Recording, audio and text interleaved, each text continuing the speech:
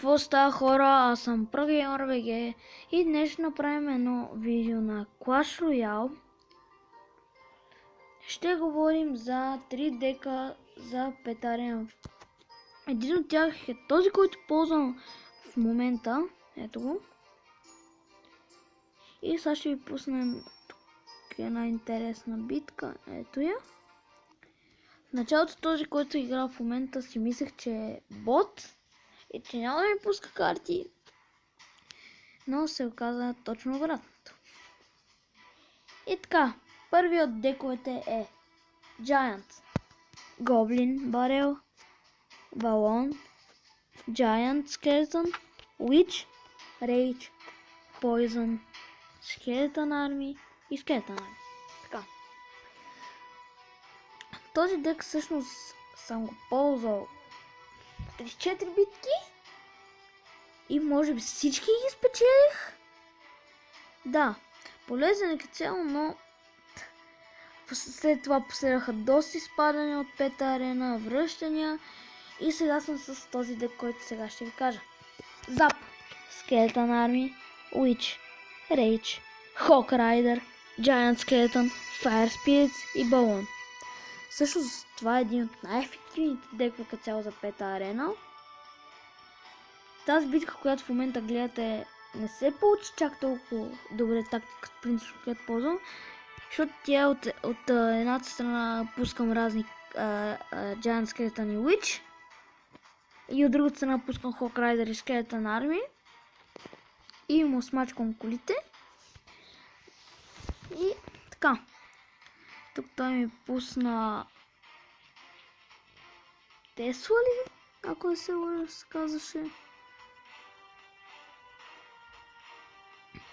И той ми остава кулата на 200 хитпоинт.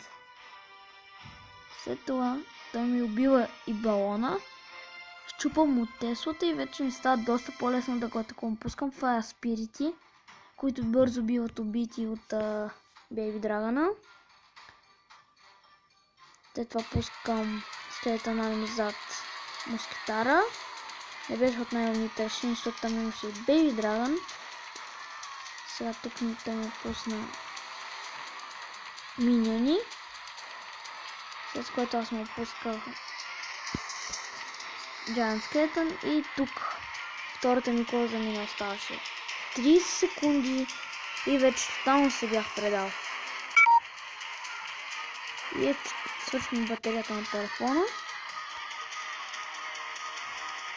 И ето тук пускам два уича. Заедно с тях един Fire Spirit, Skeleton Army и пред колата им един Rage. Виждам, че остават 10 секунди до края.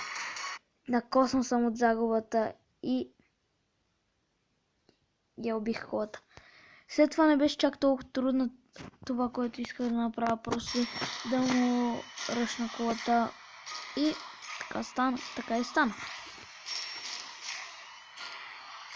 И сега преди края на битката ще ви продиктувам и третия дек, който чрез него бях стигнал 1500 купи. Обаче след това отпаднах и да. Той е Zap, Poison, PKK, Fire Spirits, Hawk Rider, Freeze и Prince. Това е един от най-силните декове, които някога съм ползвал. Но ето, че и той се провали. И ето тук бе краят за него. Какъв епичен обрат само бе в тази битка. И да, хора, това мисля да е всичко от този клип. Надявам се ви харесал. Ако е така, харесате го, споделете го с приятели. И до